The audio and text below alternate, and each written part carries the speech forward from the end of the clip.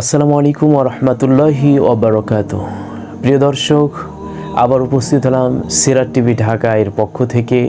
আমি কারি মাওলানা এম বাহিজিদ হুসাইন। আজকে আমরা আলোচনা করব ইতিকাফকারীদের জন্য বিশেষ কিছু গুরুত্বপূর্ণ পয়েন্টস নিয়ে। ইতিকাফকারীদের জন্য 5টি পুরস্কার আছে। সুবহানাল্লাহ।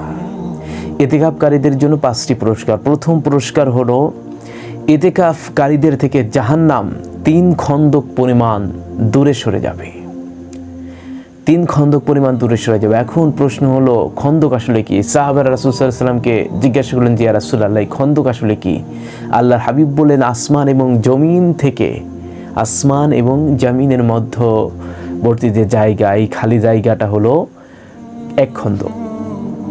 ইতিকাফে যদি কেউ থাকে, তার থেকে জাহান্নাম কিয়ামতের দিন এইরকম 3 খন্দক দূরে সরে যাবে। সুবহানাল্লাহ। ইতিকাফকারীদের দ্বিতীয় পুরস্কার হলো শেষ দশকের ইতিকাফের বিনিময়ে 2টি কবুল হজ এবং 2টি উমরা হজের সওয়াব আল্লাহ পাক তার আমলনামে লিখে দেবে। সুবহানাল্লাহ, কত বরকত। এরপর ইতিকাফের তৃতীয় ফজিলত হলো লাইলাতুল কদর অন্বেষণ করা। লাইলাতুল কদর পাওয়ার আশায় 30 দিন ইতিকাফ করেছেন আল্লাহর হাবিব সাল্লাল্লাহু আলাইহি ওয়াসাল্লাম। আমরা বলেছি আরেকটি ভিডিওতে বিষয়ে। এরপরে ইতিকাফের মাধ্যমে নেক আমলের অংশ পাবেন ইতিকাফকারী ব্যক্তি। আপনি যদি ইতিকাফে থাকেন, আপনার এলাকাবাসী যে ভালো কাজগুলো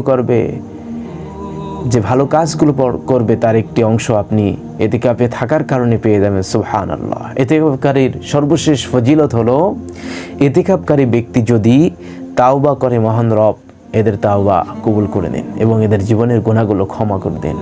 এই জন্য আল্লাহ পাক আমাদেরকে এই মহান গুরুত্বপূর্ণ আমল করা তৌফিক দান করুন।